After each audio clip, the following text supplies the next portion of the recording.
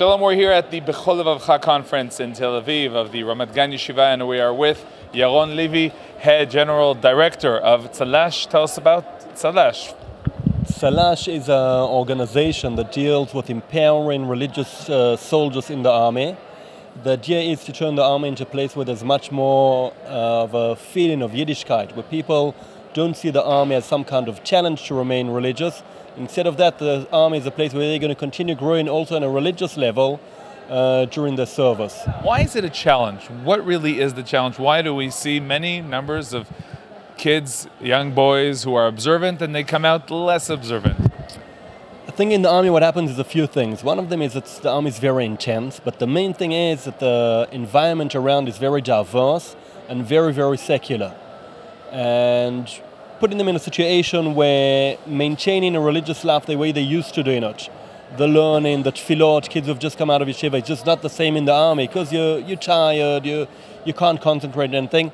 Plus the fact that the whole environment around you is very, very secular, kind of brings them into a situation when they've got some free time, everything around them is happening and pulling towards things that don't really fit into Yiddishkeit life. So what does Tzalash do? How do you deal with that challenge? We've got a few projects. The two main projects are, one of them is classes. We call it Simcha Yom Aleph, soldiers on the way back to the base on Sundays, mainly. Happiness on Sunday. Yeah, happiness on Sunday. By the way, this counters the lousy Sunday that soldiers like to talk about. Yeah, that's it. Normally Sunday, going back to the base, soldiers, they kind of disappointed. Just like 2 months ago, a father told us that when they changed the train schedule and his son saw that the train leaves 10 minutes earlier, the son said, yes, that's great.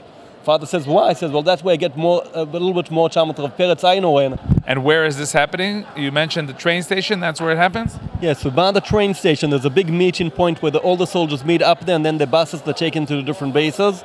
And over there where they gather up, a couple of thousand soldiers every Sunday come there, and a couple of hundred of them join the classes, be part of that. That's one project. The second project, which is really where we've changed things in the army, is what we call the Siyumei Masechtot. We've taken a few of the Masechtot in Gemara, broken them up into a few volumes, each of them in a edition that's got explanations in it, similar to the Sutzstern edition. We tell the soldiers, break it up between the whole unit, together create a Siyum Masechet. So the unit as a unit completes a tractate of Talmud? Yeah, so normally it's the unit as a unit. Sometimes it is individuals when there aren't too many religious guys. We have over 500 Siyumim a year that way. It means more than a Siyum a day. Guys calling up. We try to reach as many as we can of them.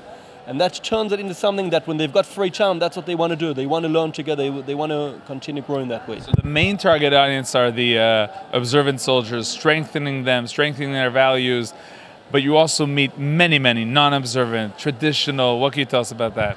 Well, actually, the main thing that happens with those people is when they see the religious guys so enthusiastic about what they're doing, that's what draws, that's the magnet. But then we come in and they want to ask questions, they want to know, they want to get involved. But the real big magnet, until we started the Siyumei Masechtot thing, so we used to meet a few other soldiers. But when the Siyumei Masechtot started and they see these strong, vibrant, religious guys, and there's many more people asking, wanting to know what's happening around.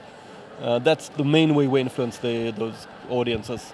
Would you say that, just like we mentioned in the beginning, that there's a potential and there's a fear that as someone goes into the army, he could, get farther away from the ideals and the values that he was raised on?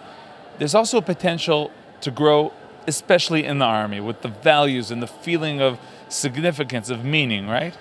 Yeah, in many ways, when you actually break it down, you see that the army is probably the easiest place to be religious in the world. Because you're immersed in a mitzvah from the day you draft until the day you leave. The thing is that it's just the feeling around it. It's a different kind of religious observance. Yom Kippur, you could be patrolling in a car somewhere. It's not like Kol Nidr if you're Rosh Yeshiva or at home. So it's important to remember that you're in the midst of a mitzvah and leverage that. Yeah, to that end, another thing that we've got a lot of small booklets we give out towards Chagim and stuff like that, which are designed on Divrei Torah for the soldiers, helping them remember what they're actually doing, because truly they just all doing an amazing thing the whole time. And in these days when people in Israel, following different campaigns, are, alerted when they hear things that are religious or observant, are you being more careful, or on the vice versa?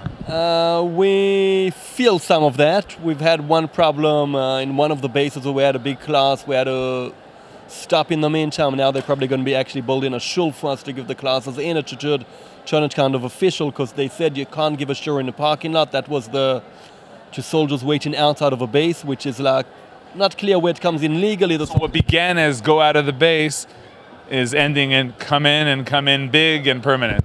Yeah, they're going to build a big shul outside of the base where all the soldiers are. Also another one of these gathering places on Sundays, and probably turn into something much more permanent. We've actually just, as far as the army goes, they've given us like full recognition to come in. They part of the books that we put out have now got also like an army stamp in them. So it's slowly moving forward.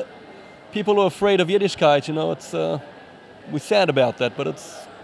People are sometimes afraid of the truth. Yeah, definitely. Okay, thank you very much and good luck. Thank you very much.